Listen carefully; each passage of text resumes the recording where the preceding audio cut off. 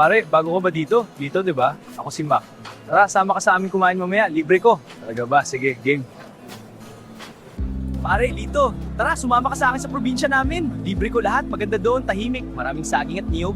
Magbakasyon ka naman, ang tagal ko nang hindi nakakapagbakasyon. Salamat, pare.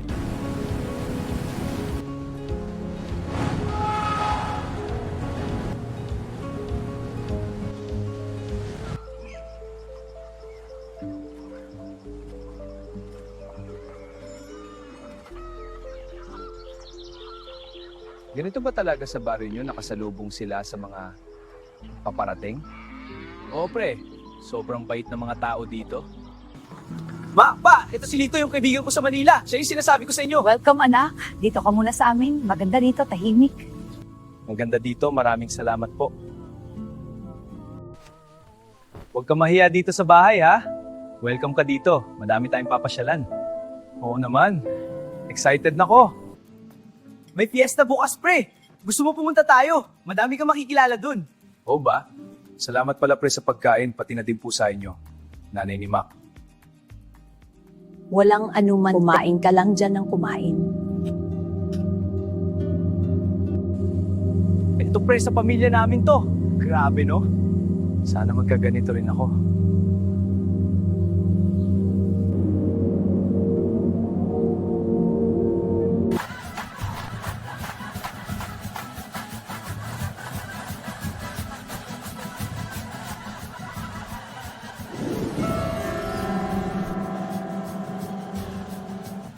Ano yun?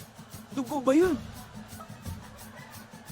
Naku pre, wala yan, normal lang yan dito. Ang sarap naman ng lechon, Lito. Parang wala nang katulad sa buong probinsya. Tama ka dyan. Pero, napapansin mo ba yung mga mata ng mga tao sa paligid natin? Nako, hayaan mo sila, ganyan lang talaga sila. Anak, mukhang malusog yan na dalawa mo sa bisya natin. Hindi ka talaga papamapalya. Siyempre, Nay. Mga 3 araw o mahigit. Kailangan lang paghandaan kung paano siya iaalay. Bukas naman maliligo tayo sa ilog. Ipapakilala kita sa mga kamag-anak namin. Grabe, ang saya naman kahit medyo naiilang ako sa titig nila. Wala yun. Ganun lang talaga sila pag nakakakita ng taga Manila.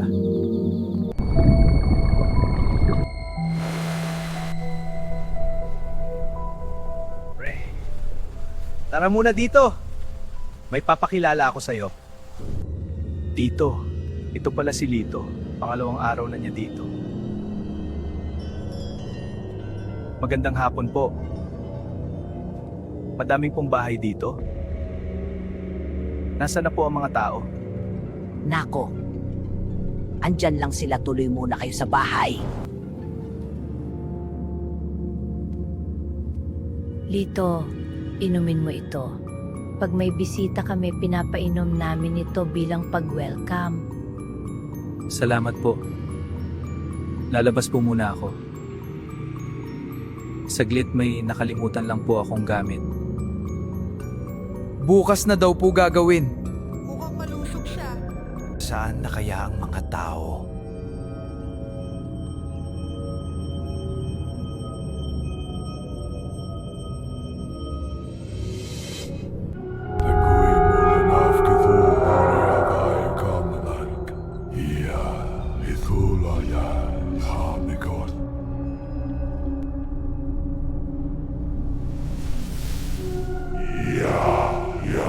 Putek! Tama nga ang hinala ko, may hindi tama sa lugar na to!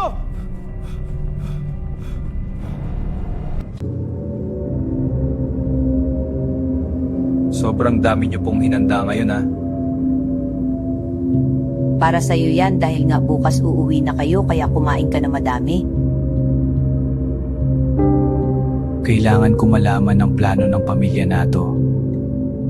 Ngayong alam ko na hindi sila mga tao. Kayo na ang bahala sa kanya. Sasamahan ko siya.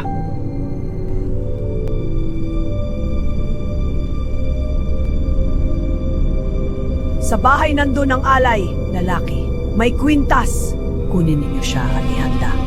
Maghihintay kami. Om Namah Shivaya Sharam. Yun pala ang plano nila! Tama nga ako! Hindi sila tao!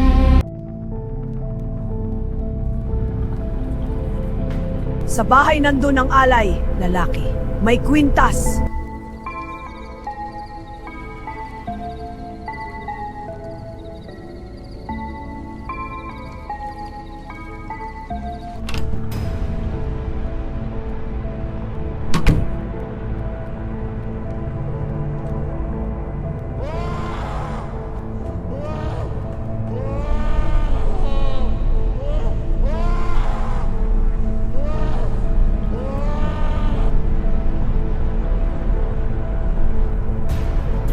Gawin na natin!